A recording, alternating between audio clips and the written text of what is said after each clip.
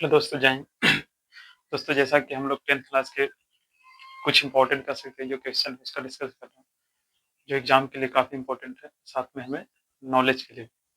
तो आइए कुछ ऐसे प्रश्न का डिस्कस करते हैं जो ऑलरेडी एग्जाम में पूछा गया। तो एक क्वेश्चन है जिसका नाम है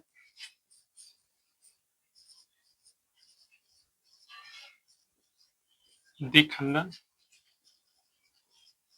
और बहुखंडन।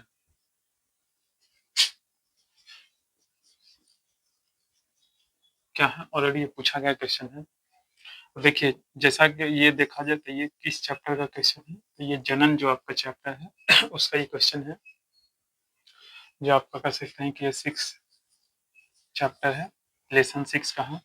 इसमें हम लोग जनन के बारे में शायद आप जानते भी होंगे, जनन क्या है? तो जनन एक क्या है? प्रक्रिया, या तो इसे क्रिया भी कहा जाता है, ठीक है? हालाँकि मुख्य रूप से ये एक प्रक्रिया है, क्योंकि जो जीव का जन्म होता है वो एक लंबे समय के बाद होता है, ठीक है?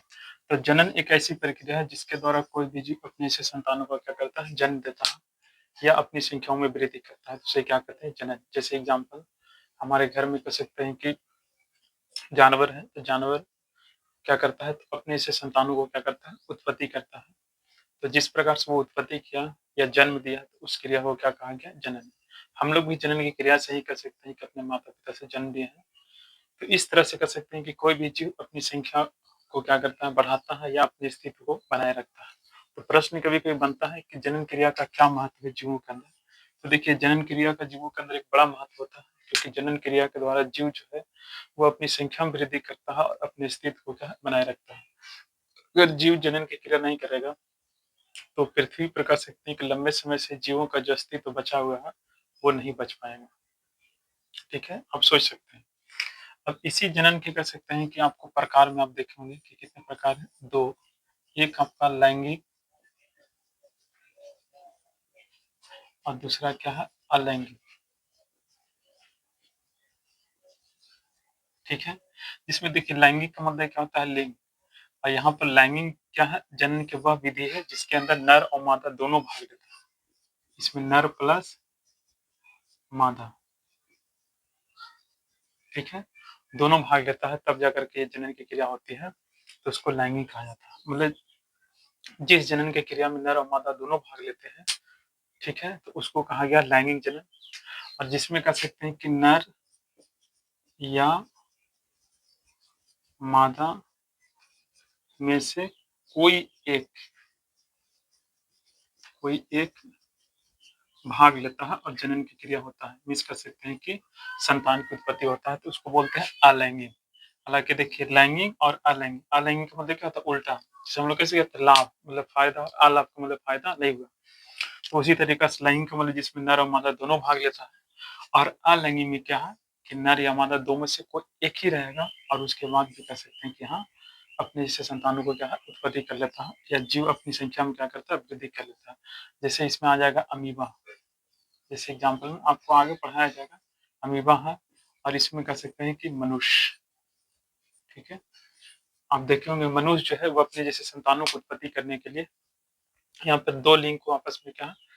भाग लेना पड़ता है, तब जा कर के ये अपने संतानों को क्या है? उत्पत्ति कर पाता है। लेकिन अमीबा जो है वो अकेले अपनी जीवों की उत्पत्ति करता है या अपनी संख्याओं में वृद्धि करता है। तो आपको डिटेल में ये सारा चीज़ बताया जाएगा आगे, लेकिन अभी फ़िलहाल जो है हम लोग यहाँ द्विखंडन और बहुखंडन की बात करते हैं। तो सबसे पहले याद रखना है कि द्विखंडन और बहुखंडन जो है वो अलैंगिक जनन, अलैंगिक जनन का ये प्रकार है, या कह सकते हैं कि विधि है। ये अलैंगिक जनन की क्या है? विधि है। ठीक है? अब जैसा कह सकते हैं कि नाम से पता चलता है द्विखंडन और बहुखंडन। द्विखंडन में क्या है? द्विखंडन का मतलब होता है 2 भागों में विभाजन। ठीक है? इसको क्या कहते हैं? द्विखंडन। तो द्विखंडन क्या है? तो अलैंगिक जनन की वह विधि जिसमें जीव जो है वो 2 भागों में विभाजित होकर के नए जीव क्या करता है? उत्पत्ति करता है, तो उसे द्विखंडन कहते हैं। जैसे एग्ज़ाम्पल में आपको अमीबा। अब अमीबा को देखिएगा तो इस तरह से ये अमीबा है, तो ये आगे जाकर के क्या होगा? ये 2 भागों में क्या है? विभाजित हो जाएगा, ठीक है? 2 भागों में कह सकते हैं कि ये बढ़ जाएगा और इससे कह सकते हैं कि 2 नए जीव का क्या उत्पत्ति हो जाता है। तो इस तरह के जनन की क्रिया होता है, उसको कहते हैं द्विखंडन। यानी यहाँ जीव एक था पहले, एक से धीरे-धीरे ये कह सकते हैं कि 2 भागों में क्या है विभाजित हो गया, ठीक है? अब विभाजित होकर के क्या है नए जीव की क्या है उत्पत्ति किया। तो इस तरह से जब कोई जीव 2 भागों में बँट करके नए जीव को क्या करता है उत्पत्ति करता है, तो उसे द्विखंडन कहते हैं। जैसे एग्जाम्पल में अमीबा। बहुखंडन में क्या है तो यहाँ पर जो जीव है ना अनेक भागों में, अनेक भाग का मतलब बहुत सारे भागों में क्या है विभाजित होगा। जैसे अब देखिएगा मलेरिया जो परजीवी होता है,